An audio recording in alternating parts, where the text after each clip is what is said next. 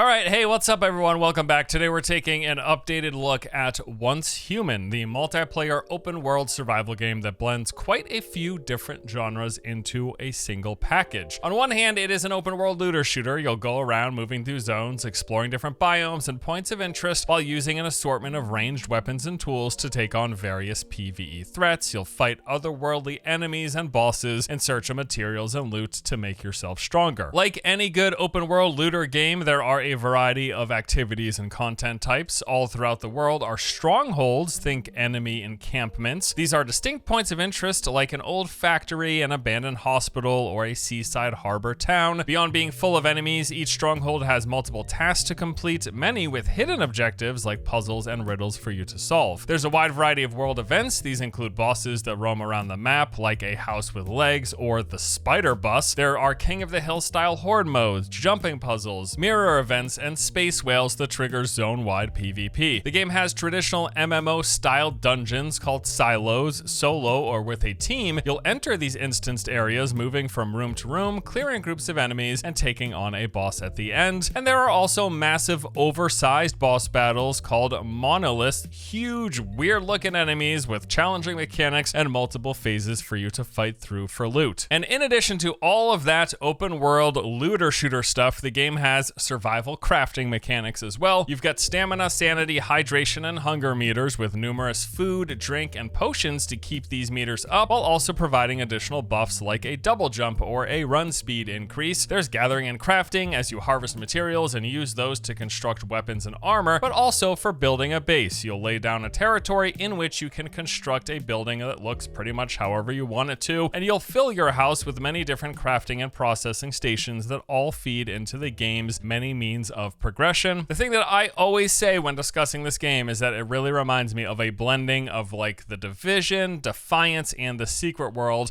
all mashed into one with survival crafting layered on top of it. So Starry Studios is sponsoring today's video. They asked me to give you an overview of the latest updates and additions that came with the recent round of beta testing. This is easy enough as I've been playing CBT3 since it launched on and off over these past couple of weeks, leveling up my character and checking out all of the returning as well as the new content that was added. So let's go ahead and take a look. So beyond the base foundation of the game, everything that I described just moments ago, here's a more detailed overview of Once Human's content. As you play, you'll be following a main story quest. This will take you through each zone, asking you to visit points of interest and complete certain tasks. Now, normally this has you visiting the various enemy camps, again known as strongholds, clearing them out and collecting fragments that are used to unlock that region's big monolith boss battles. While doing this and some side quests that you find along the way, you will also notice a lot of other stuff to do. There is a huge range and variety of open world activities and public events,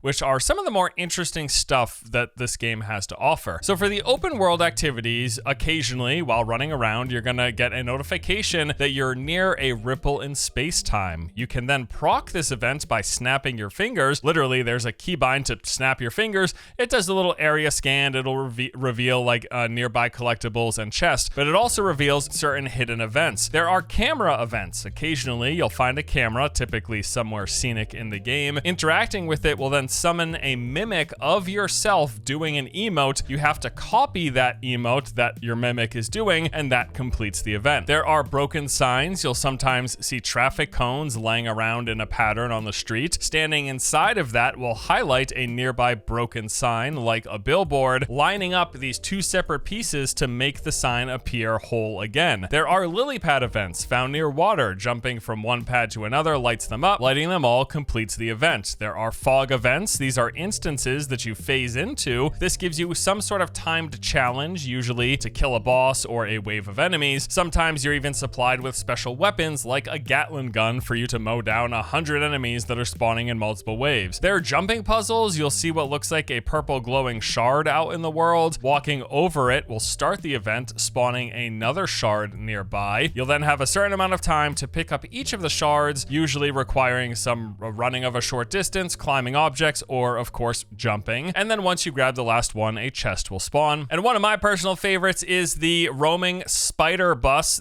Yes, it's a bus with like spidery legs. You're gonna just see this thing clambering around through the streets as you play. Knocking it down will then spawn in a load of ads. If you kill them all, you'll collect a prize. There's also even a moving house with legs. It just gets up and kind of walks around. I don't actually know what this does, but I caught up to it at one point, walked inside, and on the second floor, there was a nice chest with some loot inside, so all is well. Now, all of those are by and large solo activities that you will come across and you can just do yourself, but there's also a wide array of public group events. These are in static areas. You'll see the same event in the same location every so often, and there's a bunch of them. These are more complicated and all also seem to have heroic legendary modes that you can activate by doing certain things. So for example, there is Dig to Hell. This takes place inside of a mine where you have to defend against hordes of enemies trying to keep these NPC miners alive for the duration. You can proc the hard mode by destroying 4 eggs that spawn about a fourth of the way through, and then if you kill a boss, this lets you progress further into the mine for better rewards. There's the disco event, so some players in this event will have to damage while others need to blow up these floating disco balls. Doing this enough times before the timer runs out, you will unlock the legendary mode. There's Paradise Lost. This has you running around killing elites to pick up these ciphers. Once you have all 3, you then insert them into a console, which triggers a horde mode, and if you do all of this in under 2 minutes, that procs the legendary mode where you're fighting this big radio tower head boss guy at the end. There's the swamp event where you defeat a swamp monster. If you destroy its tentacles early enough, this spawns an extra boss at the end. There's Operation Chiron. You need to cleanse these statues by standing in an area and defeating mobs, and then at the end of each phase there is a centaur shadow that spawns. If you defeat all 3 faster than 25 seconds, you get access to the legendary version, which has you fighting a big centaur at the end. And then last beta, we saw the Dakini event, and this was cool. This was like this huge sky monster boss. He was up above the clouds with massive arms poking through and like summoning in this rain of stuff. That was a really cool event, although we haven't seen it in the recent beta. So clearly these are things that they plan to like cycle over time from season to season. And then also, if you're into PvP and you go on a PvP server, you'll come across a few player versus player events like the Cargo Shuffle, a truck that drives around the map blaring music, and then eventually it stops. Jellyfish pop out, attaching themselves to the heads of nearby players and triggering free-for-all PvP. So if you're participating, it is a fight to the death against every other player with a jellyfish on their heads. The longer you have the jellyfish, the more points you get, and then you use those points in town for some rewards. Or how about a space whale, a massive whale flying in the sky, flying around the map and dropping orbs occasionally along the way. Now, if you pick up an orb, you get flagged for PvP and you can no longer fast travel. The goal here is to get the orb back into your base and then put it into a resonator. This cleanses the orb and turns it into this resource called Star Crumb, one of the game's many currencies that are used in power progression. However, while that orb is cleansing, and this takes some time to happen, your base is then PvP flagged. You have to fend off waves of spawning mobs that are coming in, along with any other players that decide to show up. For me, I gotta say, all of these unique events have been some of the most interesting stuff about Once Human. It's what I've enjoyed the most as I've been playing the game back in December during the beta and then during this most recent beta. It's also why the game reminds me so much, and I reference Secret World, because most of these events, like much of the game,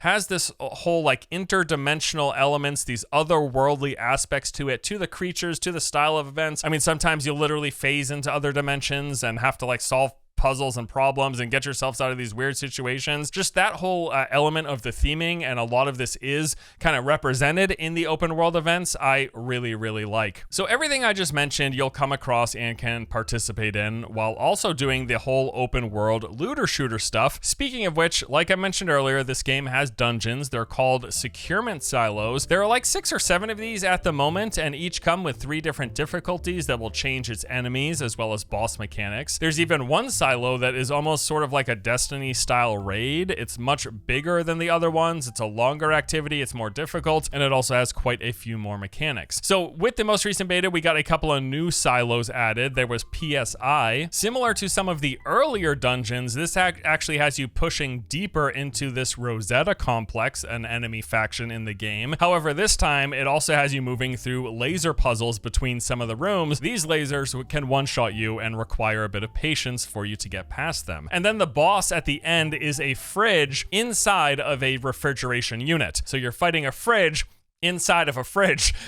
This shoots icicles and has AoE attacks, some of which are very strong and must be dodged. As you chip away at the boss's health, some of these frozen Rosetta enemies in the arena will defrost and then need to be dealt with. And then the fight also has this mechanic where you have to use the icicles that the fridge throws at you to break barriers and destroy generators in between phases. And then there was the dungeon EX1. This takes place in an overrun prison complex. You start in reception, take an elevator down into the prison. You then have to clear through various rooms with waves of enemies pouring in as the prison cell doors open one after another. And then once you make it through that prison section, you are asked to play a game of red light, green light. Literally, you're in a room, and when the light is red, you have to stand still. You must stand still. If you don't, you're in trouble. And then this mechanic even extends into the boss fight, where you can only move and shoot when the boss has a green light. Beyond the dungeons, there are monoliths. So these are instance battles against very large bosses. Each one of these is tied to the various regions of the world. So monoliths come in 3 difficulty tiers with different mechanics as you go higher. There are actually 5 monolith bosses in the game at the moment. Now, I'm not going to describe each and every one of them,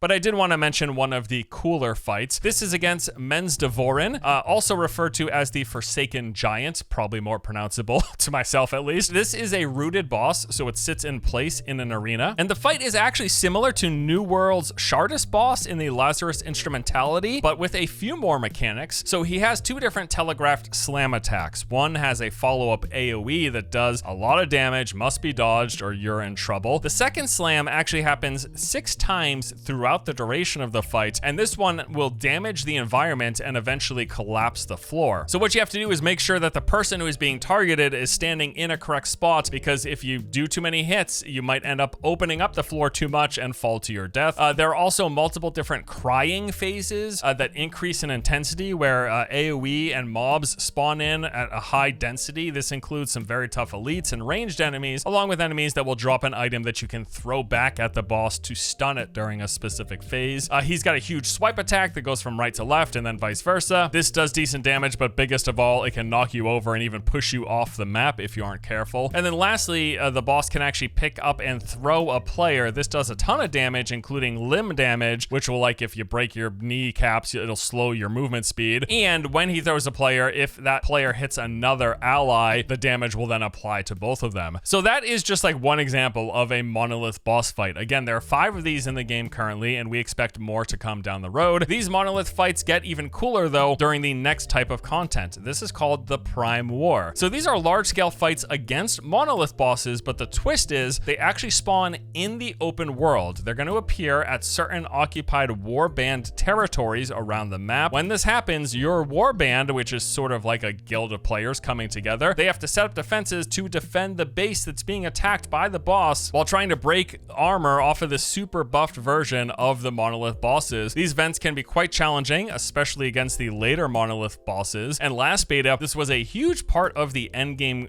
grind for the hard content and the leaderboards and the currencies and resources. Although this time around, it hasn't been included, at least on PvP servers. We are expecting and hoping it will return in the future. And those are just some examples of like the various types of open world activities and instance content and the things you can do in CN Once Human, the stuff that I've been doing last beta and this beta. And in addition to those activities, there's also quite a few progression management and survival systems, such as the Cradle. So we spoke about this in the last video about this game, but just as a reminder, your Cradle has 2 main functions. This is to the unlocking of blueprints and recipes used for crafting, building, defenses, and cooking. It's basically a progression tree. You play, you do stuff, you earn points, and then you spend those points to unlock all of the crafting and survival stuff. The other section of the Cradle grants these passive perks and bonuses. So as you collect deviations, which we will cover soon, you unlock various playstyle related bonuses that you can equip. These are things like flat weapon damage, increased crit rate, bonus weak spot damage, or more elemental damage. Depending on the build that you're going for, you're going to select the boosts that benefit you the most. And then in this this beta, they added another system to the cradle called Mimetic Mastery. This is almost like a roguelike mechanic. It's got a random element to it. So every 5 levels, you are granted 4 random abilities or powers to choose from. You select one. These vary from letting you make stronger pickaxes to getting more resources from crafting stations or while harvesting to unlocking totally completely new recipes for items and stations. In the current beta, there seem to be quite a few of these. There's a big variety with some rather significant potential boosts to combat and or crafting. All right, next up, let's talk about the deviations.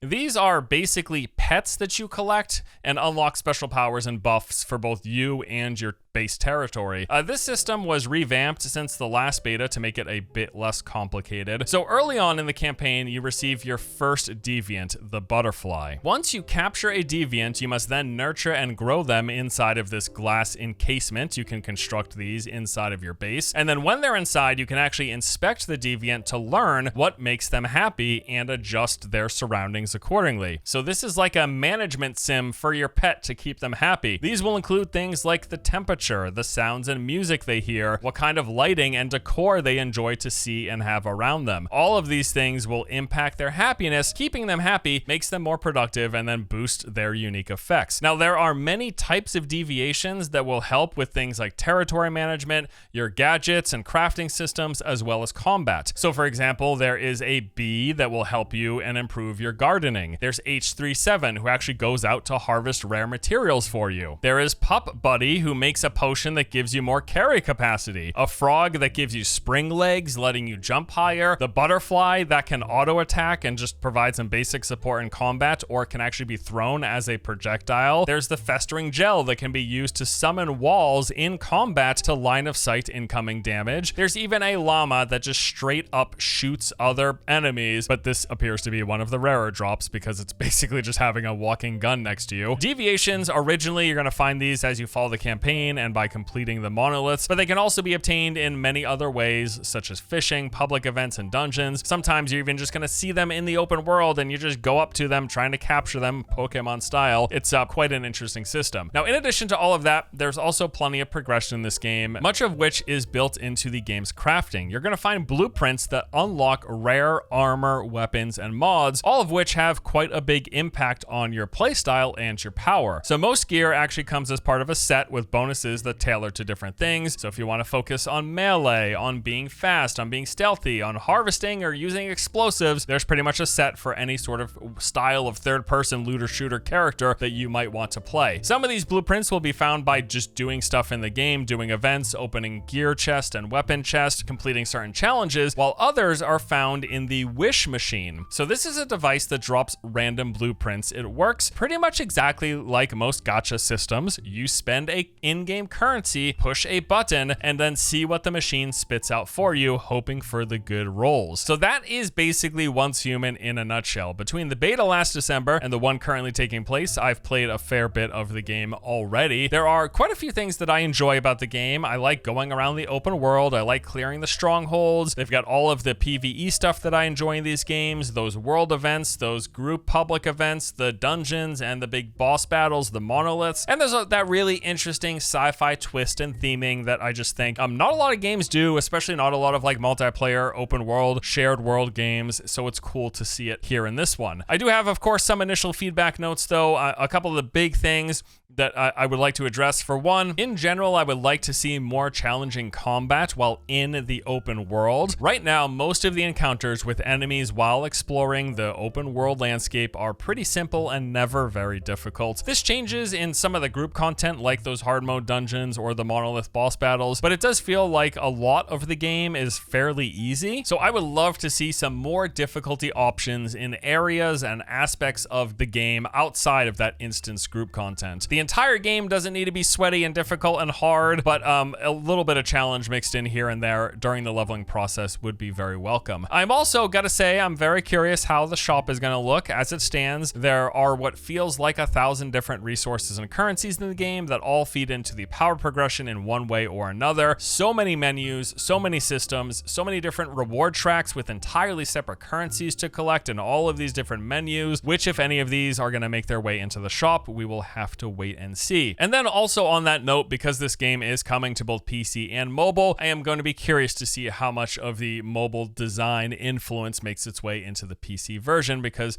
I do believe they're pretty much going to be identical games beyond the fact that they're played on different platforms. There is a longer list of more minor feedback, but those three things just mentioned are probably the biggest points for me, and I'll be keeping a close eye on how those things play out and how it all progresses as we get closer to the game's release. But that does it for today. Thanks again to Star Studios for sponsoring this video. So if you'd like to learn more and check out Once Human for yourself, there is a link in the description below. You can check out the game on Steam, as it now has its very own page. There's an official Discord as well if you want up-to-date details on the game, and you can register to check out the Once Human beta on their website. Again, I'm going to be following along with the game in these coming months, and I will be sure to update it as we get closer to launch. That's it for me now. Thanks for watching. I'll see you guys next time.